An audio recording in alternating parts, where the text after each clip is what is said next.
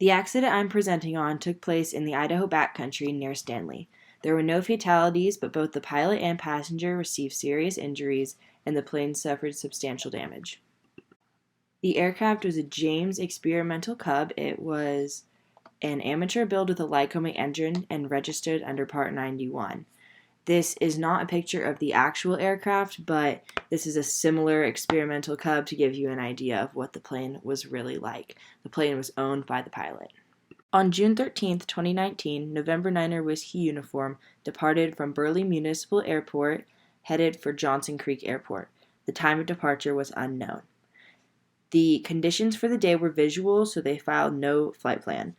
On this slide, you can see a screenshot of my ForeFlight.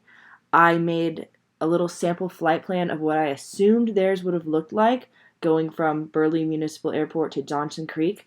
I see that they went right up this valley, and pinned on there is the coordinates for their crash site. What was stated on the accident report was that, according to the pilot, they encountered turbulence near the Sawtooth Mountain Range. He reported that as the flight continued, they encountered severe turbulence and then heard a popping sound. A few seconds later, the right wing began to violently shake, and so he slowed the airplane to maneuvering speed and began to look for a place to land. At that point, the pilot said he still had all control over the aircraft. The airplane then encountered some more turbulence, and the pilot lost control, so the airplane ended up spiraling and impacting the mountainside. The accident occurred at 13:20 Mountain Time.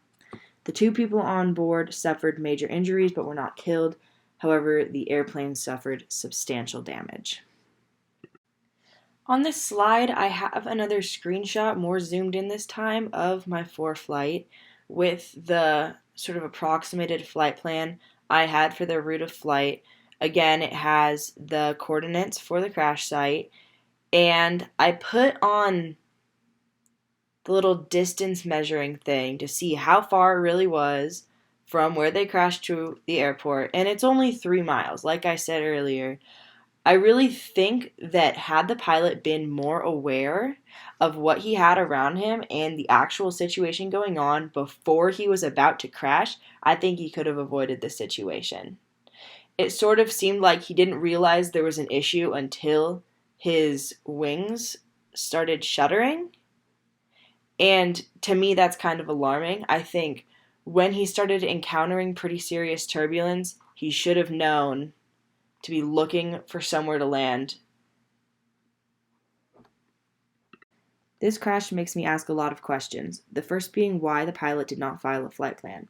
Although he was found quickly after the crash, this was just lucky.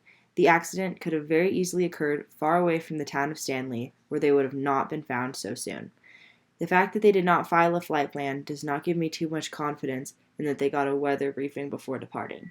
The accident report does not say whether or not they got a weather report, but their lack of flight plan and it seeming like this extreme turbulence caught them completely by surprise does not make it seem like they did. Another question I had was why they chose so late in the day to fly this route. The time of impact was approximately 1:20 p.m., and they are flying in the middle of June. Here in Salt Lake, we all know that on most days in the late spring or summer, mountain flying is probably out of the question because of the turbulence that the mountains bring. With much higher and more dramatic mountains in the Sawtooths, turbulence should have been anticipated.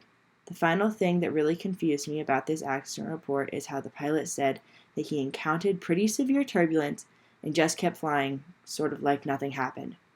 And it was not until his wings started shuddering and he was about to enter a spiral that he started looking for a place to land. Had he been aware of the fact that he should probably be looking for a place to bring the plane down before this, he could have had a chance of bringing down the plane at the Stanley Airport, instead of 3 miles away from the airport on the side of a mountain. A big takeaway for me is that it is so important to be overly prepared going into a mountain flight. Get a flight plan filed and a weather briefing. Be aware of weather patterns for the area at the time you are trying to fly and make good decisions on whether or not it is smart to go. And finally, know what resources there are around you. Utilizing the Stanley Airport could have possibly saved these two from serious injury and the aircraft from substantial damage.